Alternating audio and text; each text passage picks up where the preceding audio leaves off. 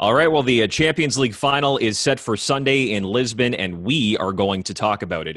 Seixeiro Dan Riccio here on Sportsnet.ca, and it's PSG and Bayern in the final in Lisbon. And really, Dan, when you kind of look at the last 4 or 5 Champions League finals, they haven't been all that enticing. And I think the one thing that excites a lot of soccer fans out there is that this has the ability to be one of the best Champions League final we have ever seen. Well, it's a great point because you look at Bayern Munich, and right now they have been the best team in Europe, basically since Hansi Flick became head coach and manager of this team, and really since Alphonso Davies became a part of their starting 11. They've been dominant, and even in the return to play, they still have not lost a game. Actually, they've not even drawn a game. They've won every single game that they have played. And on the PSG side, it's a historic game for them, their first chance at a Champions League title in club history. They've been to a final, but it was like 50 years ago or so like that. And they've just got the incredible talent up front that could provide for a lot of fireworks, a lot of goals in this game. All right, so let's talk about this tactically because, like you said, it's been 29 games and counting that Bayern haven't lost. They play a certain way. It's a high line. They have such a good press. It's made them so successful under Hansi Flick. But even if you look at those first 15, 20 minutes against Lyon in the semifinal, Lyon had a couple of chances, hit the post. So I think PSG has kind of a template here with the front three of Di Maria, Mbappe, and Neymar to make some noise. The question is, do you change something that's been working for so long, or do you just kind of hope things stay the same and that you, frankly, outscore PSG, which outscoring is something that Bayern have pretty much done all season under Flick? Yeah, it's going to be the same Bayern that we've seen all year long. I don't think they've kind of wavered at all from their identity, their mentality with Hansi Flick, and that high line that they play. It's who they are, right? It matters in everything that they play. It's the way that they high press their opponents to win the ball back quickly. It's their quick transitions when they do win the ball back quickly. Everything about their high line is why they've had so much success. It flipped the switch for them earlier this year when Hansi Flick became their head coach. So I don't see that being a change that Bayern will make. It's going to be up to Alphonso Davies and Joshua Kimmich to really lock down the flanks, where I think Mbappe will be playing on the left side, so he won't be able to be in Alphonso Davies' pocket like Lionel Messi last week. But Lionel Messi Angel Di Maria is going to be the one that takes on Alphonso Davies, and he has been on fire. Even though he's 34 years old, he's had a really good season in the Champions League for PSG, and of course Neymar in front. So you've got to deal with their transitions, the way that they rotate those three up front, and Bayern's defense is going to have as difficult a day as they've had in the Champions League so far.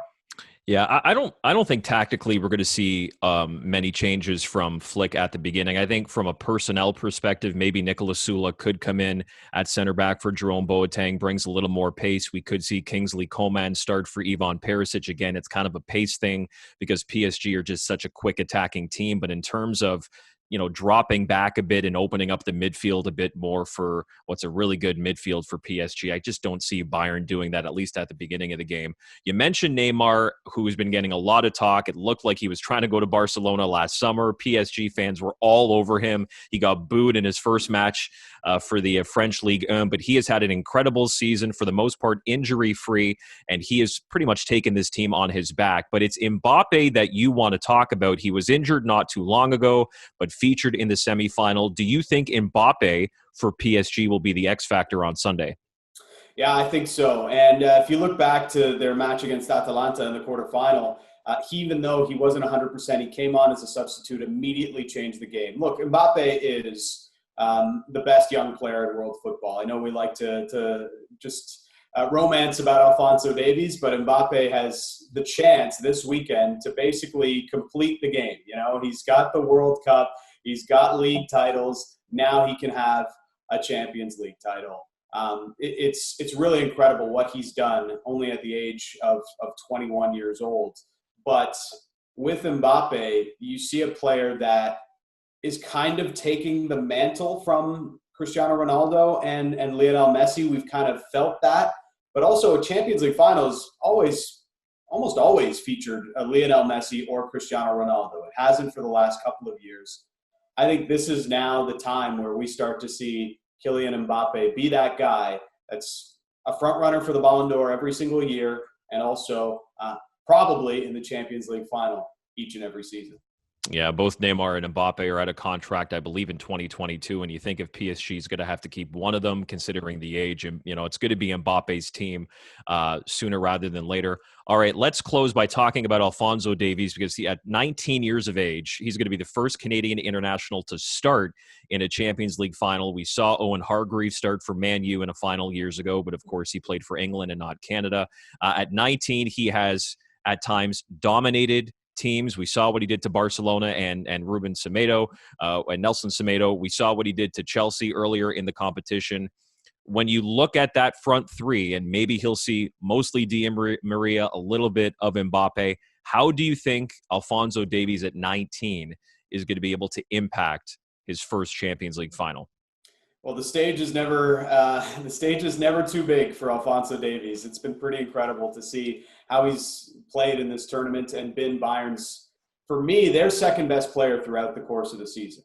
You look at Robert Lewandowski, he's had an incredible year. He scored in pretty much every Champions League game, I do think, with 15 goals. And yet, Alphonso Davies is almost the storyline each and every time Bayern do go out and play. We saw that, obviously, against Barcelona as well. He is just so dynamic. I don't think there is much that PSG can do defensively to handle him, because of the way that you have to deal with Bayern in other areas of the pitch. It always opens up that left flank for Davies. And if they do have Di Maria on that right flank, it almost helps Davies in the sense of he's not going to have to worry about Mbappe as much on that side of the field, and it won't pin him back defensively. He can still be able to potentially get up the field and really impact the match on the left flank, as he has done so many times for Bayern Munich. It's been an incredible year, and this would be the cherry on top of maybe who we get seen be made as the UEFA Golden Boy this year as the best young player in Europe. Well, it'd be quite the sight if Bayern wins Sunday and Alphonso Davies has, the Canadian flag wrapped around his shoulders, albeit with no fans in the stands in Portugal. But that would be quite the sight to see that flag in that type of match. Yeah. So one of two things are going to happen on Sunday. Bayern will win the treble, or PSG will win their first Champions League trophy. We'll find out in Lisbon at the Estadio da Luz.